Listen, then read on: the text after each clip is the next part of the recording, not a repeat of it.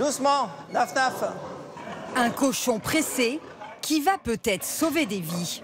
Ce mâle de 300 kilos, sa femelle et leurs petits sont plus que de simples bêtes. Il a 2 oreilles, 4 pattes. Par rapport à un élevage normal, c'est le même, quoi. Mais il est vrai qu'ils ont été un peu modifiés. Modifiés génétiquement. Ces porcs sont transgéniques, clonés dans l'espoir de pouvoir donner un jour leurs organes à l'homme. Alors, ma grosse. Ce n'est pas de la science-fiction, mais une ferme unique en France dans la région nantaise. Nous sommes la première télévision autorisée à y pénétrer. On va désinfecter la voiture. Aucun virus ne doit contaminer les cochons. Seule une poignée de personnes est autorisée à les approcher. C'est très important de se laver, de se doucher, de nettoyer tout matériel qui rentre, parce qu'on n'a pas le droit à l'erreur dans un élevage comme le nôtre. Depuis sa discrète ouverture il y a 3 ans, 500 cochons transgéniques ont été mis au monde. Ah, elle est bien pleine. Hein. On voit bien les embryons. Tout est parti d'une femelle. Une cellule lui a été prélevée. Grâce à des ciseaux moléculaires, son ADN a été coupé et modifié.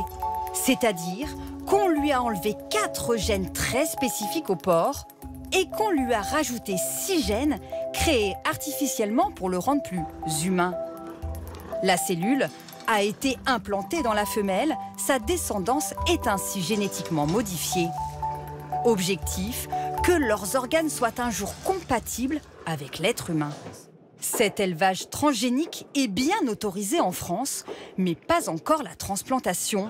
Mais la fondatrice de la ferme en est sûre, avec le cochon, elle a misé sur le bon cheval. Vous ne pouvez pas utiliser un rein de souris chez un homme, c'est trop petit, ni un rein d'éléphant, c'est trop grand. Donc le porc, lui, il est dans un rang de taille qui est correct et qui rend les choses compatibles pour une greffe chez l'homme. Les anticorps de cochon sont déjà prélevés pour fabriquer des médicaments contre les rejets de greffe. Et aux États-Unis, les transplantations ont commencé. Depuis 5 mois, Tim Andrews, 67 ans, vit avec un rein de porc génétiquement modifié. Le petit cochon est juste ici, je peux le sentir. Il a retrouvé une vie normale ou presque. Ici, accueilli en rockstar sur un terrain de baseball. Et pour cause, il est la seule personne au monde à vivre avec un organe de cochon. Les autres patients transplantés ont fini par rejeter le greffon. Éviter les rejets, c'est toute l'ambition de ce laboratoire français. Ce médecin a suivi tous les patients américains.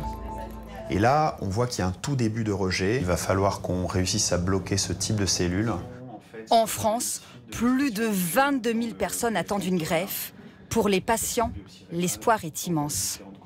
La xénogreffe va être tout simplement une des grandes révolutions médicales du XXIe siècle. C'est essentiel puisque le cochon pourrait être une source inépuisable d'organes qu'on ait à disposition et qui permettrait de résoudre au moins en partie la pénurie d'organes. Vous savez que sur la liste d'attente, il y a des gens qui meurent tous les jours en France, dans le monde, faute d'organes. L'Académie de médecine demande à la France de s'engager dans cette voie. Si la réglementation évolue, les premières greffes pourraient avoir lieu d'ici 2 ans. On saura alors si le cochon est vraiment l'avenir de l'homme.